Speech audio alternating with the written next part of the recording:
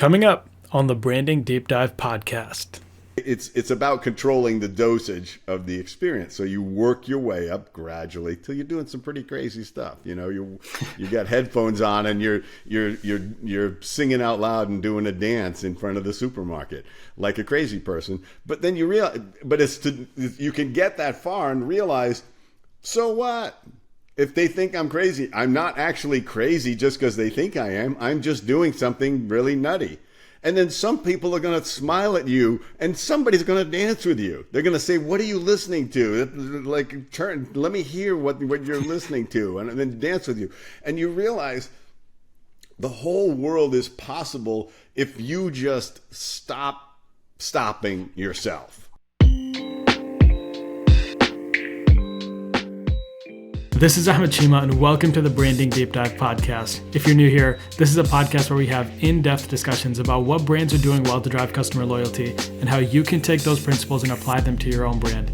Today, we're talking to Fred Joyal. Fred is an entrepreneur, speaker, business advisor, and #1 Amazon best-selling author. He co-founded the most successful dentist referral service in the country, 1-800-DENTIST, which in his 30 years as CEO generated over $1 billion in revenue. Fred started as an extremely shy person, too timid to even make a phone call, and transformed himself into someone who has done stand-up and improv comedy, spoken to audiences of 5,000 or more, met dozens of celebrities, and by being bold, found love, joy, passion, and success. In this episode, we dive deep into what boldness is, how people can develop the boldness muscle, managing teams, Richard Branson, and much, much more. Now, here's Fred Joyal.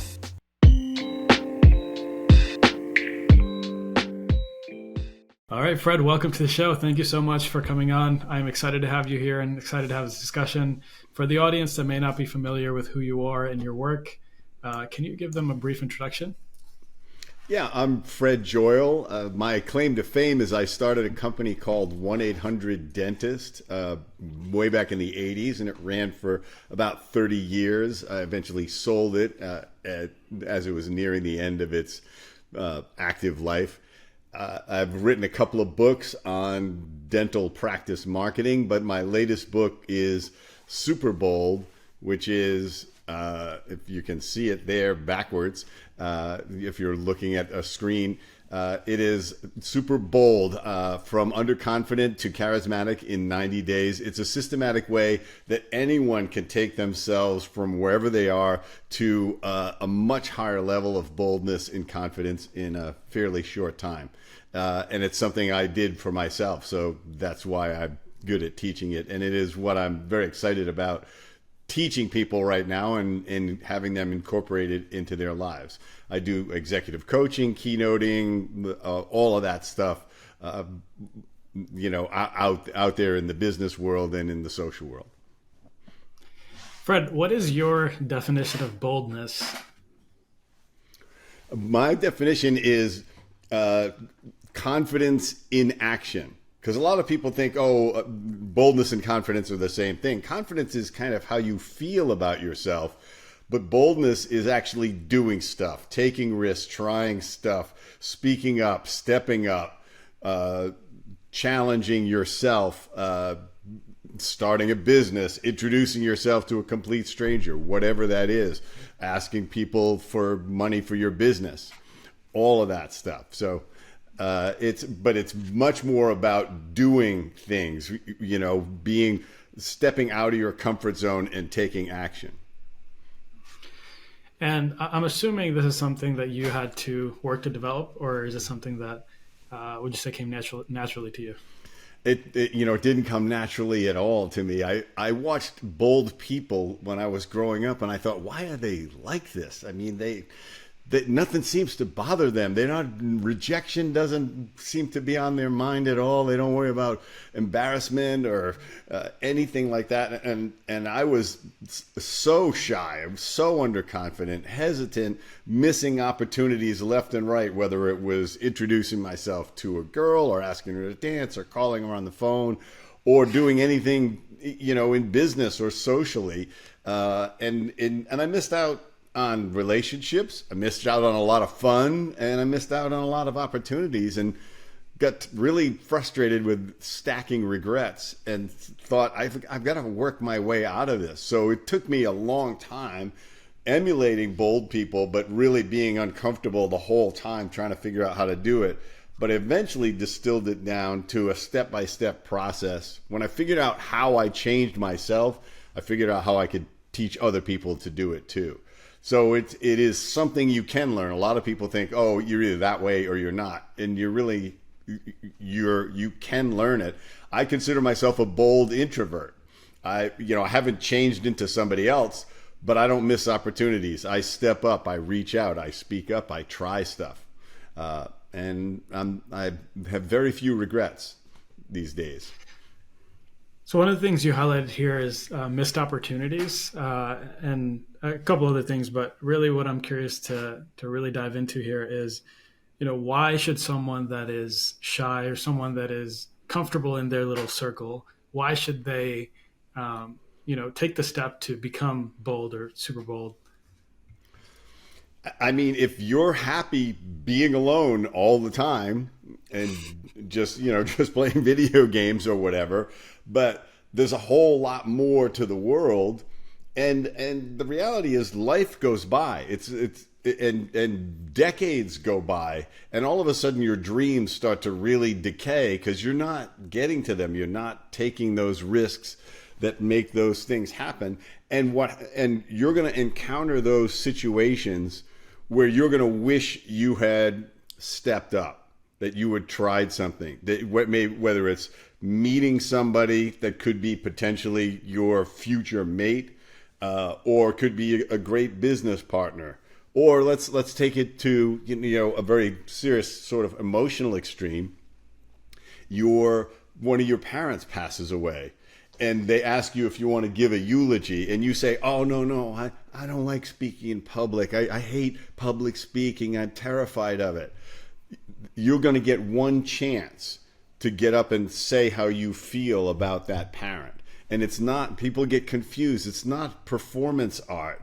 You need to be able to get up and say what's in your heart in front of people at that moment, and you won't get another chance, and you will regret that. And that's really, there will be crucial moments in your life where you could be at work, where you could say, this is the time for me to speak up and let the president or my VP know what I'm capable of or what I've accomplished, and that I'm willing to actually quit this job if they don't give me a promotion or whatever. You got to be comfortable enough to make bold moves to advance in life.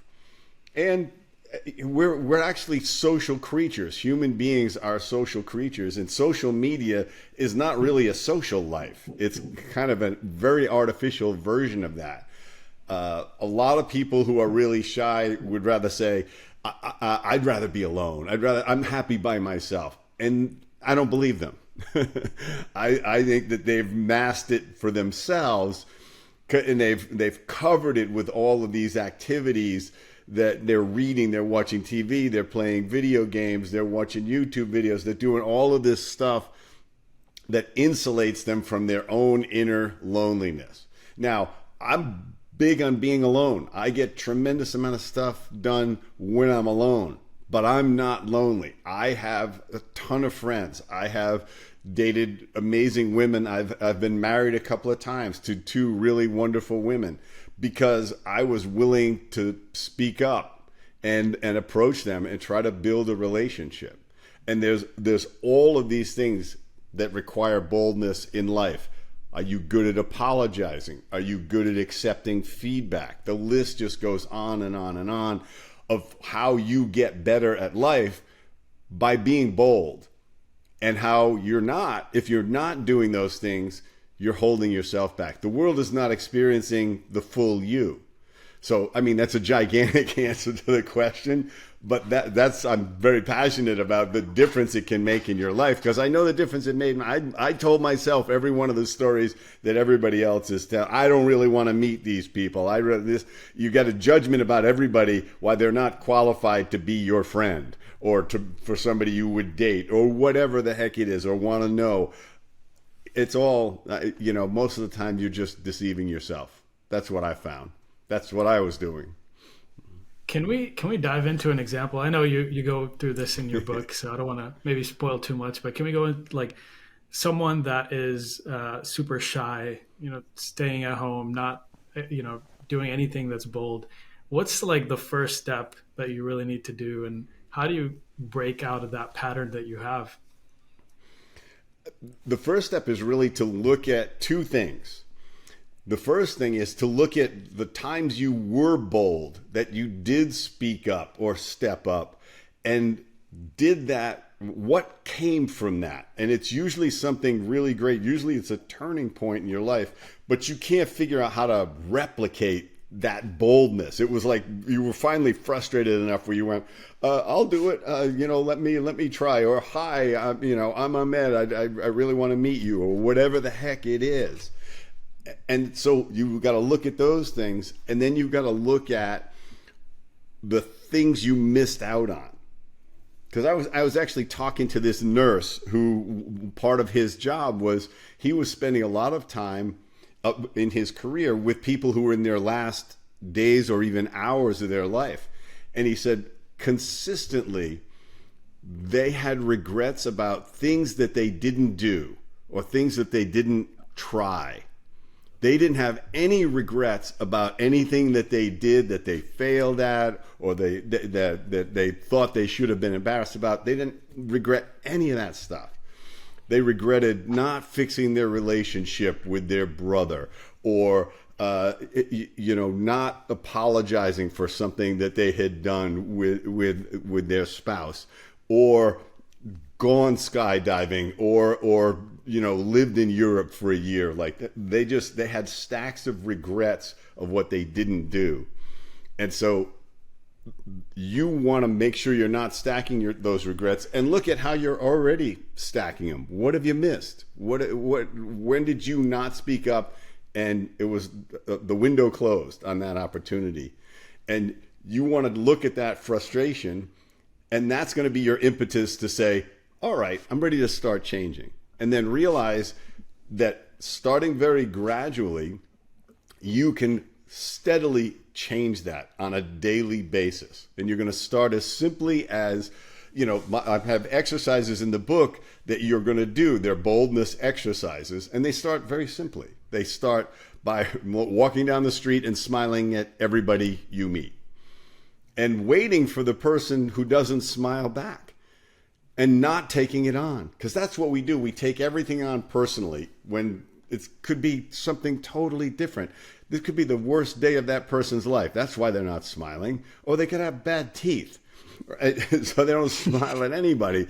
You don't have to take it on. So the exercises are about, look, I don't have to worry about what people are thinking so much about me.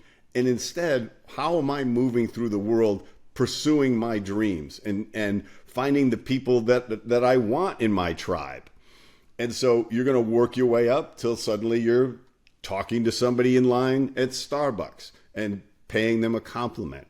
Then maybe you're going to start to do more experimental stuff. You're going to use people's names wherever you go. Anybody with a name tag, you say their name, and start complimenting everybody you meet. Just randomly come up with a compliment them, and then just move on like a drive-by compliment. And suddenly you see that this impacts people when you do this, when you use their name, when you smile, when you compliment them, and you create this feedback loop that says, wow, there's really nothing wrong with being a little bit more confident that people are going to respond to me.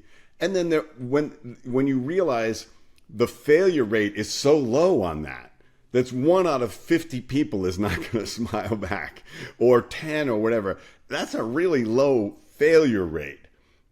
And it's the opposite of what you're thinking. Because every time you're going, oh, well, what if this person might not smile and this person might not smile? And eventually you say, one, it's not that bad when they don't. And 2, most people smile back. And everybody likes to hear a compliment. And you suddenly say, I kind of like making people feel good about themselves. Maybe I'll do that a little bit more and a little bit more.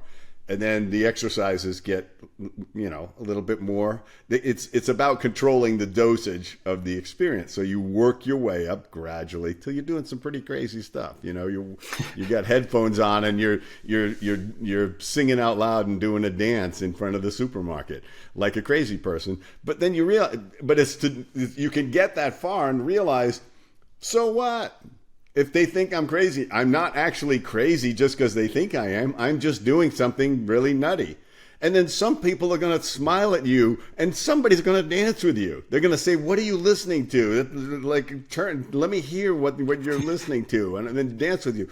And you realize the whole world is possible if you just stopping yourself. Because these are all exercises. These are no-fail exercises, because you don't lose anything if you don't do it right, because there is no right or wrong. You're just doing it just like you're doing curls in the gym or something. You're just trying to build your boldness muscle. And you're doing it gradually, just like you would work your way up with weights in the gym, or running. You start with half a mile, and before you know it, you're running 5 miles. But you didn't start with 5 miles because it would have paralyzed you. So it's the same thing. You want to build your boldness muscle gradually enough where you can just constantly create this beautiful feedback loop of where you're saying, oh, this feels kind of good. This feels kind of good. I'm getting a little more comfortable all the time. So that's why you do it. And that's how you do it. Yeah, one thing that you highlighted that I think I see a parallel here in the content creation space is most people, before they start creating content, they spent so much time and energy thinking about what should I make? What should I do? What if this person doesn't like it? What if that person doesn't like it? And then all the people that have done it, they're like, hey, just make something, man. Don't overthink it, right. And just keep making it, right? And then that flywheel starts kind of happening where you start getting feedback, people like your stuff, and you're like, oh man, this is actually fun, and I could really just do whatever.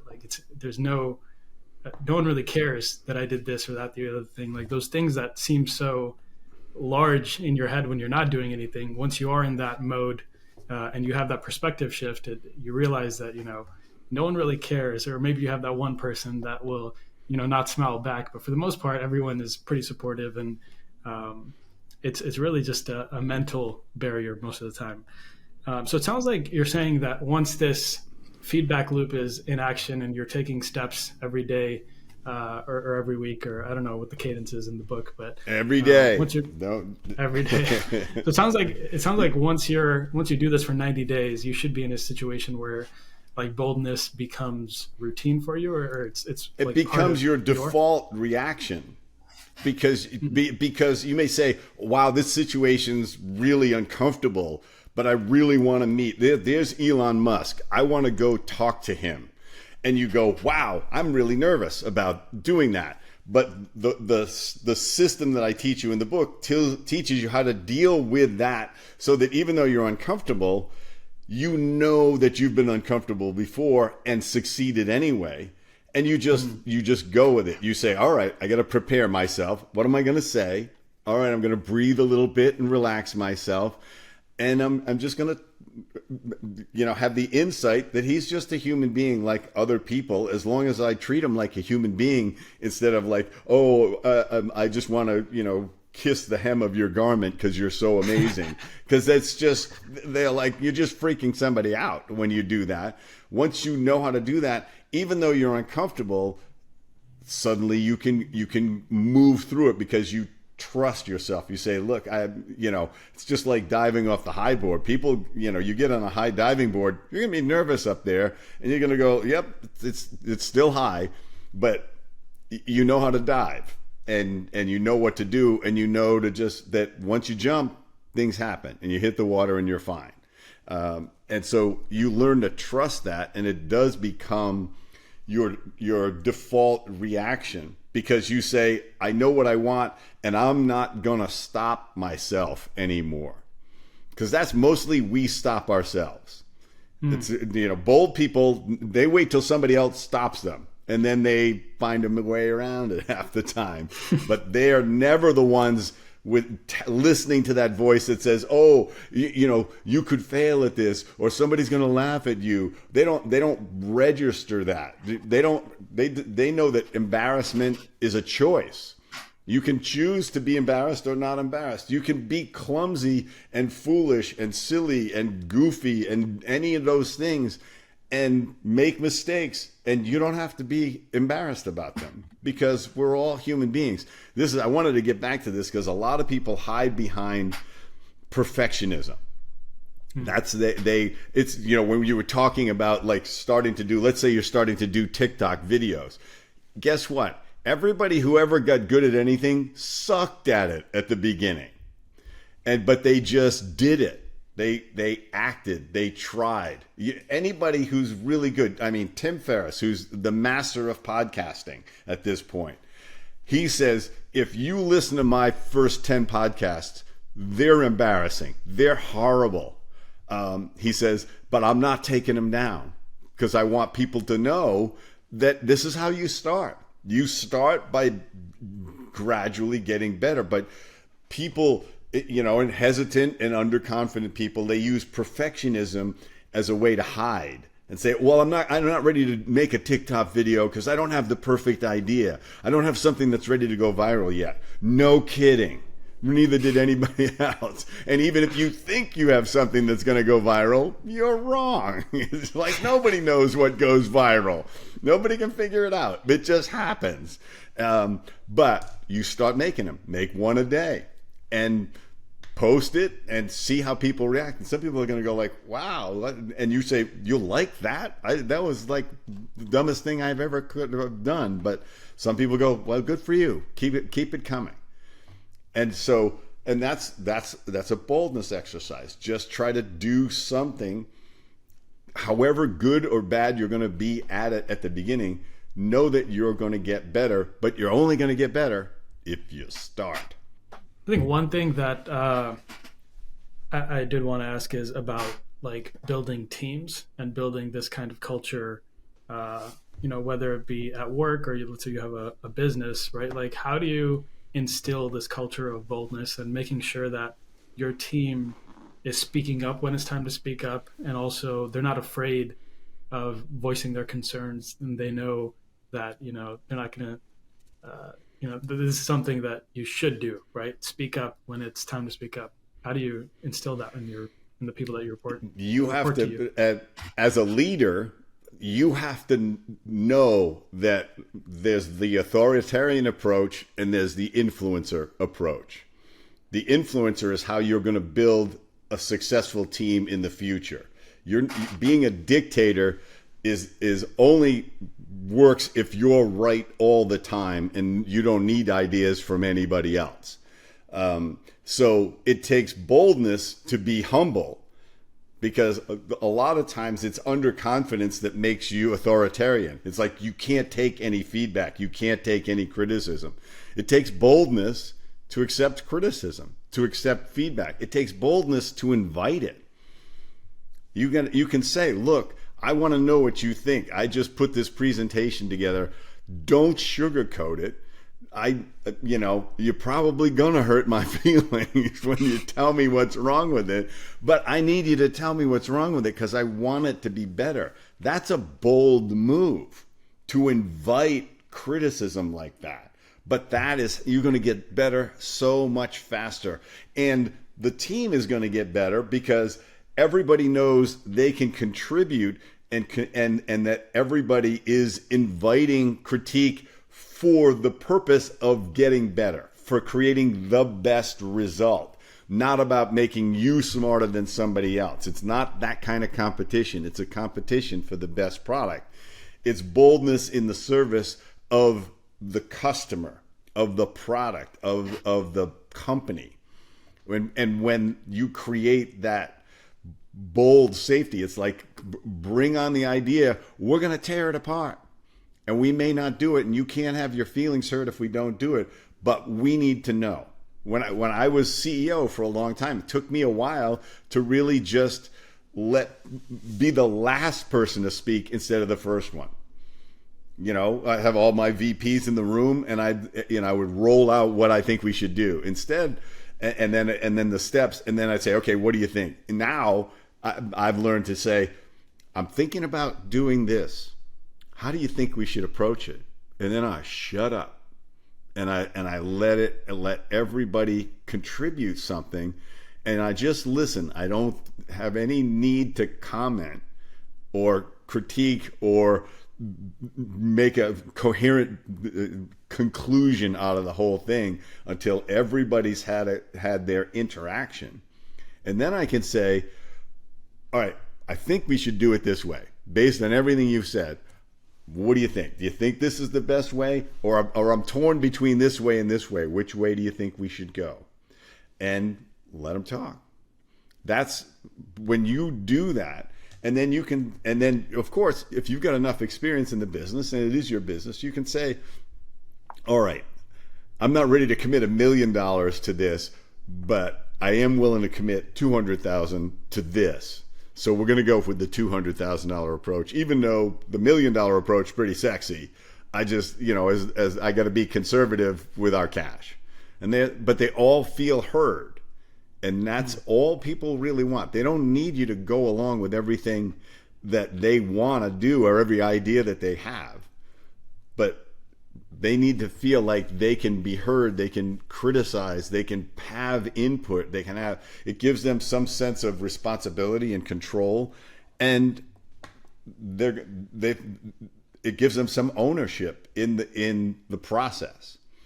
And then everybody has to, and you're, as a leader, you're suspending your ego, because it takes boldness. Ego is about insecurity.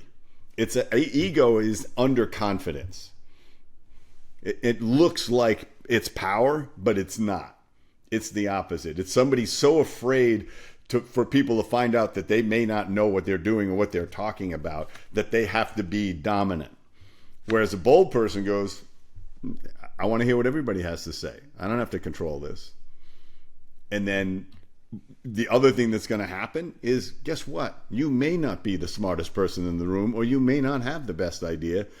But if you don't open it up, you won't hear it. Somebody in the room is going to come up with something, and the whole room is going to go, whoa, we hadn't thought about that. That's pretty good.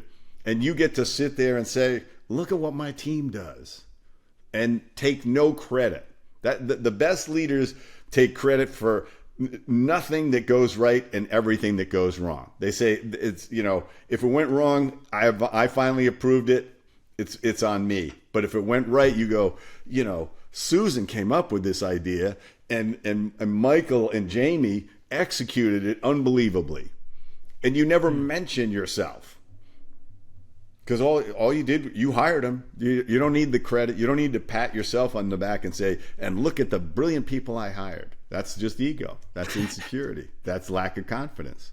The bold guy doesn't need to pat himself on the back. The bold guy's happy about what happens. The bold woman says, look at how this team thrives when all I do is influence them to contribute and be bold themselves. You have to reward boldness. You have to say, one of the things that Netflix does in their great book, No Rules, Rules, is they talk about how they're so disciplined about not micromanaging people and not punishing them when they try something and it goes wrong. They just say, yeah, nice try. What did we learn from that? And that's it. No repercussions, no demotions or something like that. It's just like, yeah, you're supposed to try stuff and fail a percentage of the time, because that's how we're going to get better. So what did we learn from that failure? How do we not do it again? Or is there some hidden gem in this thing that we're going to benefit from?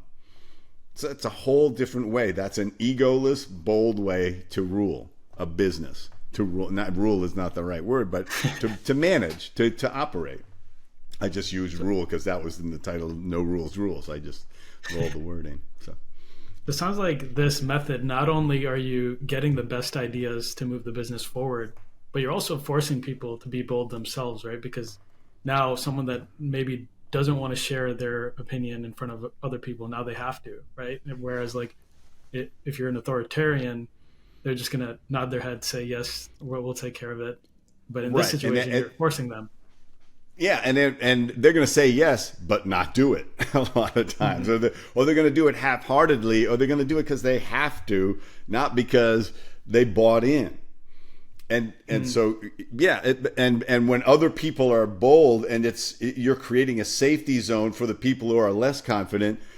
Now you're giving them the chance to speak up, and when nobody shuts them down, because that is one of the rules. Is like nobody shuts somebody down and says that's a terrible idea. It's like that's when, as a leader, you say, "I'm sorry, you don't get to say that. That's not what this is about. You don't get to determine if that's a good or bad idea. This is an open session to think about. I want everybody's opinion. We don't have to decide. We don't have to score it. In fact, you're forbidden from scoring the quality of their idea.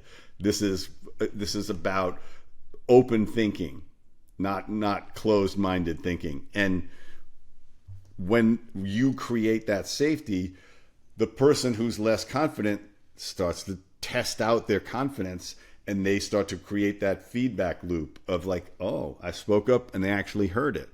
And now their creativity expands, because when you're underconfident, when you're anxious, when you're fearful, your creativity is diminished. You're not at your peak powers. Your autonomic nervous system is in fight or flight mode. It's doing the opposite of what you need to be at your best, to be mentally and emotionally and psychologically at your best. So you're trying to create that environment at work where everyone can contribute at their best confidently without risk, and then learn to take risk and say, my team really wants to take this. I really believe that we could pull this off. And you as a leader could say, I think that's not going to work, but I'm going to let them try it. And then we're going to talk about it. And you create some safety so that it doesn't put the whole business at risk. But you trust people to learn, because when you micromanage, the secret message of micromanagement is, I don't trust you. A lot of leaders don't get that. They think, no, I'm helping them. No, like you're nipping at their heels like an Australian sheepdog for every move they make. And they're not learning. They're not getting better. And they know you don't trust them to do the job, because you're saying, I want to, before you send that out, I need to see it. Before, I need to, before you even write it down, you need to tell me what you're thinking about that. And then I'm going to correct all of these things, and then go do what you want. And then when you say, go do what you want, and then you check on it 50 times, you're not trusting them. So it's the worst sort of thing when you say, I trust you to do this, but I need to see it before it goes out. It's like, why'd you say the first part? You don't trust me, So skip that and just say you need to see it before I do it. And so that's it takes a certain level of confidence to let your people make mistakes. Along with, it takes people, you're confident people. The thing that's going to happen is your confident people are going to come to you for a promotion or a raise and stuff like that. They're going to get really good at speaking up about their value. And the bold person is good at giving honest feedback, candid feedback. People who are not comfortable and confident try to soft pedal everything. Oh, well, you mostly you're doing a really great job, when in your mind you're going, you're so close to being fired right now. You like one more screw up and you're out of here. But you're going, no, you're mostly doing it because you don't want to make anybody feel bad, but you're going to fire them, which is going to make them feel real bad, instead of saying, look, you're doing a couple of things right, but right now you're at the bottom end of the scale of performance of the people here. And here, do you want to hear why? I hope so, because I'm going to probably tell you. If you don't want to hear why, then I need to know why you don't want to hear that. And that's a bold conversation, because it's not easy. It's a lot easier to just have HR fire the person. Like, I'm tired of what he's doing. Just let him go. It's like, oh, how about telling him, maybe he thinks he's doing exactly what you want him to do because you weren't clear about it, or he thinks he knows and he's not, or you've shoved him in a position that he's not that good at, and it's not safe to tell you that he doesn't know how to do it, so he tries to do it. Instead, grow people, trust people, give them room to fail, and grow and learn from their mistakes, and the whole business learns from that. We got off on a huge tangent, a management tangent, but no, that was great. That's how you run a business a successful business in this day and age. I did want to shift gears here a little bit. There were a couple things I wanted to ask you that are not necessarily related to Boldness. One of them is in your bio, and kind of going through your website. One of the things that came up repeatedly is that you've beat Sir Richard Branson in chess. I was curious. I'm sure there's a story here.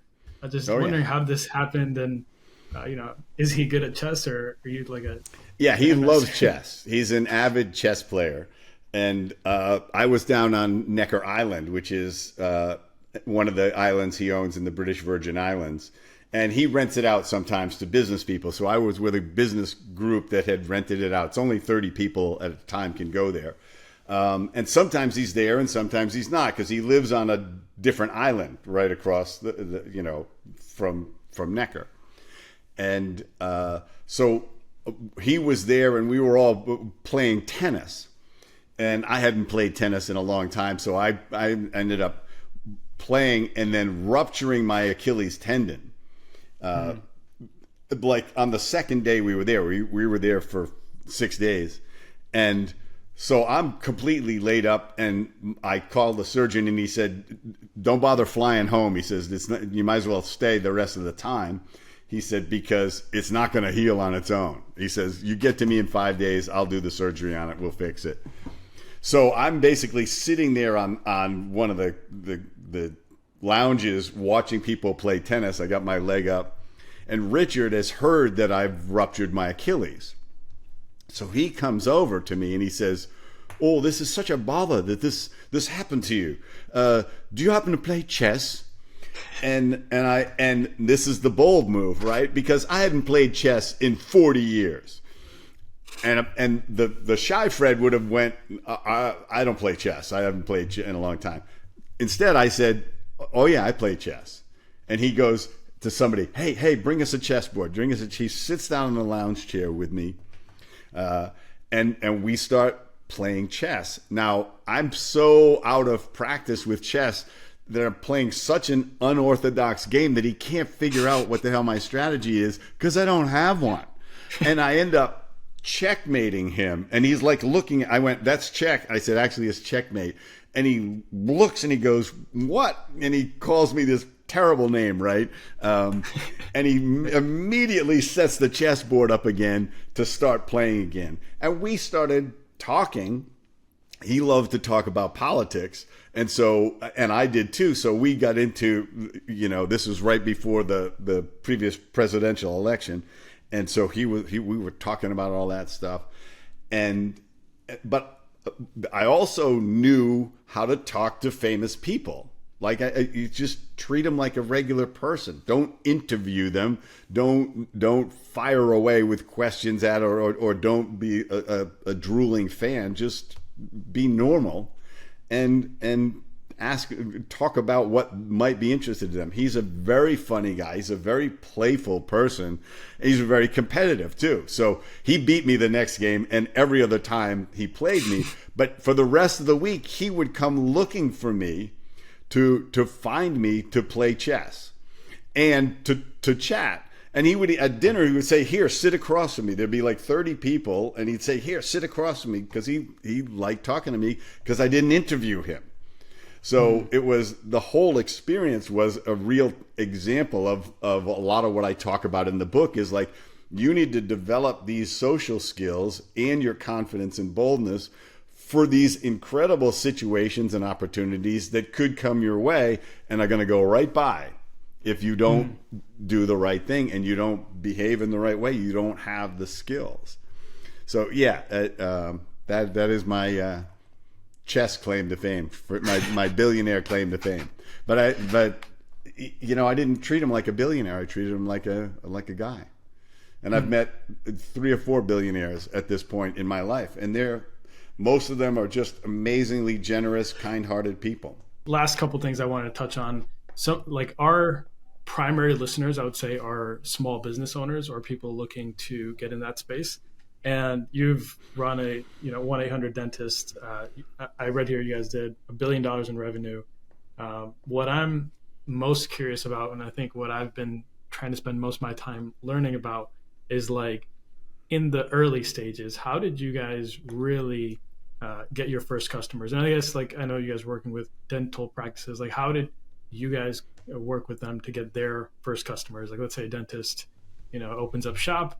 How do you get that first 1, 2, 3, 4, 10 customers or patients? I should say, whatever the correct. Well, I mean, we needed dentists as our clients. Dentists were the ones paying us, and we were running advertising to find patients for them.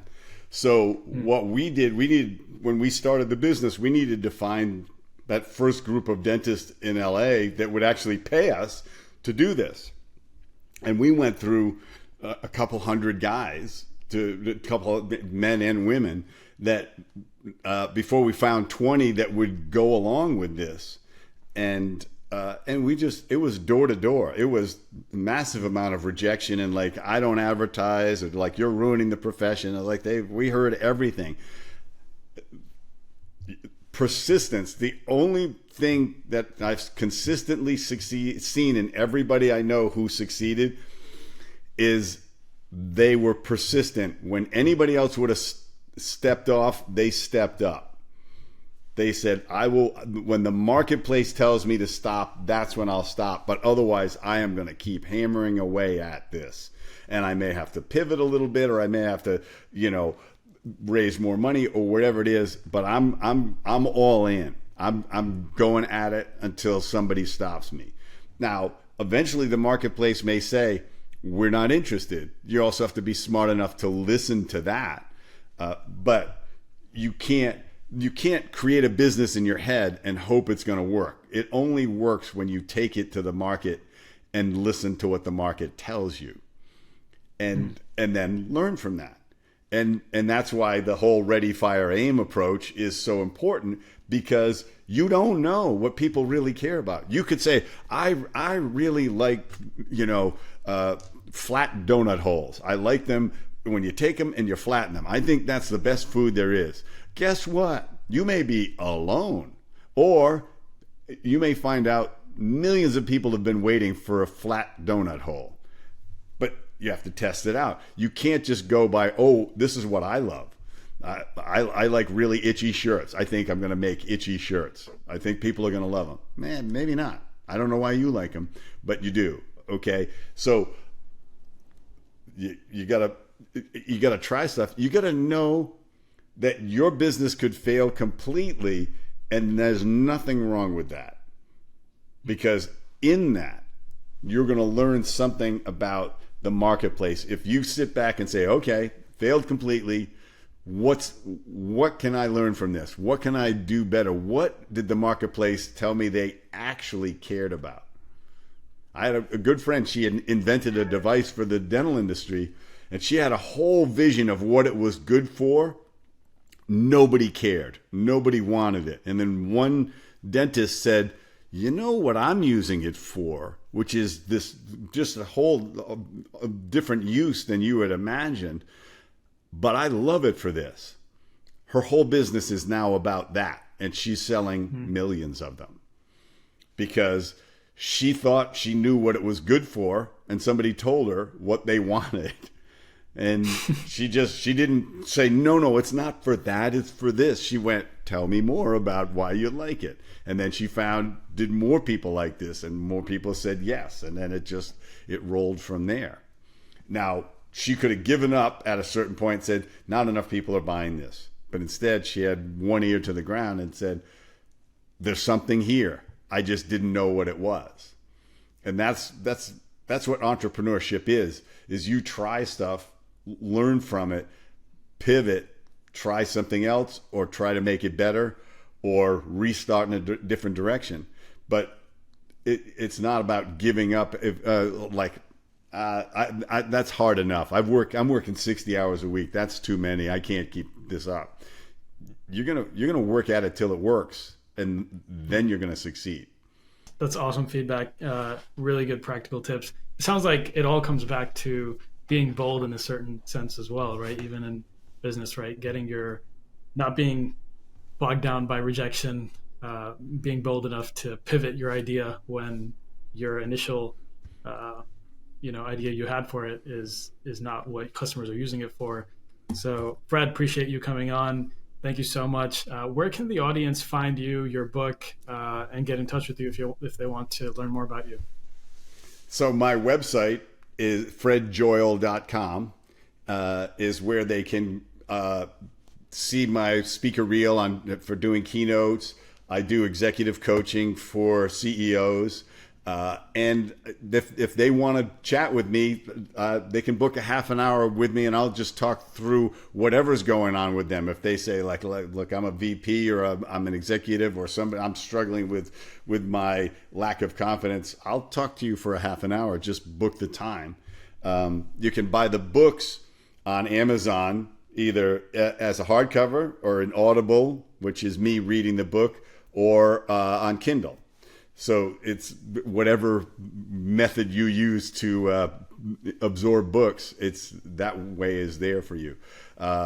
If you do the digital form of whether it's Kindle or Audible, you can download the exercises, because you're going to want a physical copy of the exercises, so you can download a PDF of the exercises. You can also read the first chapter of the book, download that free on the website as well. So that's how you get a hold of me.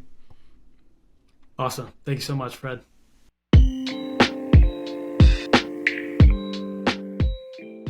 If you missed any of those links, don't worry. I put all the links in the show notes.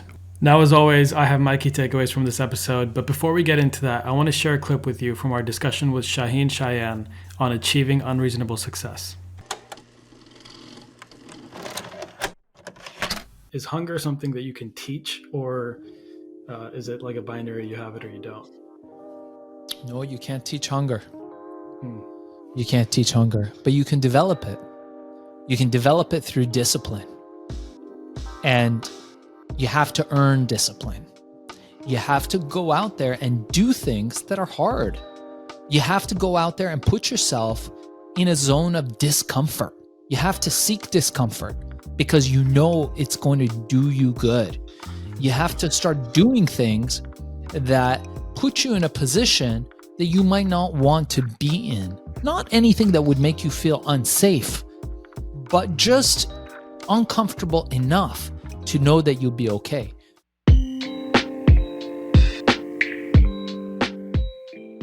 If you enjoyed this discussion with Fred, I am sure you'll also enjoy the discussion with Shaheen. Check it out wherever you're listening to this podcast. It is episode number 35. Now, here are my key takeaways. Number 1, boldness can be developed by intentional practice.